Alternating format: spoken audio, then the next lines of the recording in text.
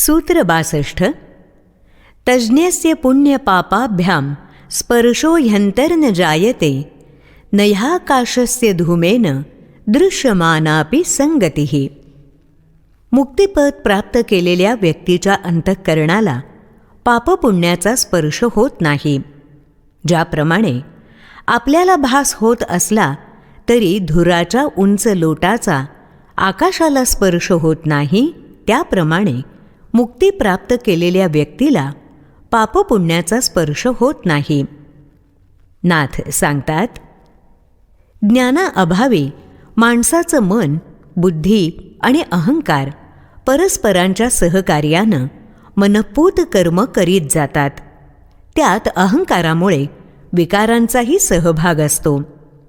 असा माणूस आपल्या ज्ञानाच्या मर्यादांनुसार ती कर्म पापपुण्याच्या कल्पनेच्या तागडीत तोलत जातो. हे तोलणं विशेषतः दुसऱ्या व्यक्तीच्या बाबत अधिक आढळतं. मुळात पापपुण्य या सापेक्ष कल्पना आहेत. एकच कर्म त्यामागील भावनेनुसार पापही ठरू शकतं किंवा पुण्यही म्हटलं जाऊ शकतं.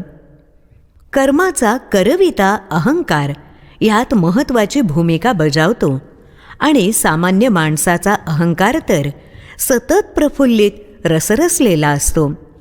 वासनेची झुळूकही त्याला प्रदीप्त करायला पुरेशी असते. ह्या उलट ज्ञानी व्यक्तीचा अहंकार आणि वासना यांचा पूर्ण विलय झालेला असतो. त्यामुळे ते भौतिक जगात चार चौघांसारखे व्यवहार करून जगत असलेले दिसत असले तरी ते त्या व्यवहारात गुंतलेले नसतात. वरवर पाहता तेही संसार आणि सांसारिक जीवनाचा आनंद घेताना दिसतात, परंतु तो भास असतो. सामान्य माणूस केवळ संन्यास घेऊन संसार सोडून रानावनात राहणाऱ्यालाच ज्ञानी मानतो. कारण विरक्तीचा संबंध तो शरीराशी जोडत असतो. शरीरानं संसार करीत राहूनही त्यापासून निर्लिप्त राहता येतं याचं त्याला ज्ञान नसतं.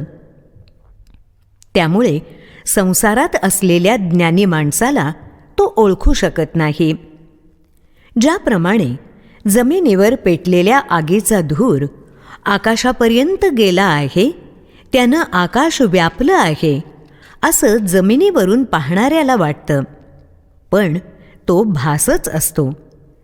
त्याच्या दृष्टीच्या मर्यादेमुळे त्याची नजर थेट आकाशापर्यंत पोहोचूच शकत नाही आणि आपल्या मर्यादित दृष्टीला जे दिसतं तेच तो सत्य मानतो. त्याचप्रमाणे सामान्य माणसाला संसार करणारा माणूस ज्ञानी असेल, वृत्तीनं संन्यासी असेल याची कल्पनाच नसते. तो ज्ञानी व्यक्तीलाही आपल्याच मापदंडात मोजू पाहतो. त्याचा अहंकार सतत प्रज्वलित असल्यानं संसारात असूनही ज्ञानी माणसाच्या अहंकाराचं विगलन झालं असेल अशी तो कल्पनाही करू शकत नाही. ज्ञानी माणूस अहंकार आणि विकाररहित व्यवहार करीत राहतो, पण सामान्य माणूस तशी कल्पनाही करू शकत नाही. तो धुरातच गुंतून पडतो. धुरापलीकडील आकाश त्याला दिसतच नाही. तो ज्ञानी माणसाला ओळखू शकत नाही.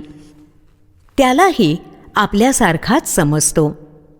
अहंकार विकाररहित होऊन निर्लिप्तपणे भौतिक जगाचे व्यवहार सांभाळण्याचा जनक राजाचा स्वानुभव आहे. त्यावरूनच ज्ञानी पुरुषाचं हे लक्षण तो सांगत आहे.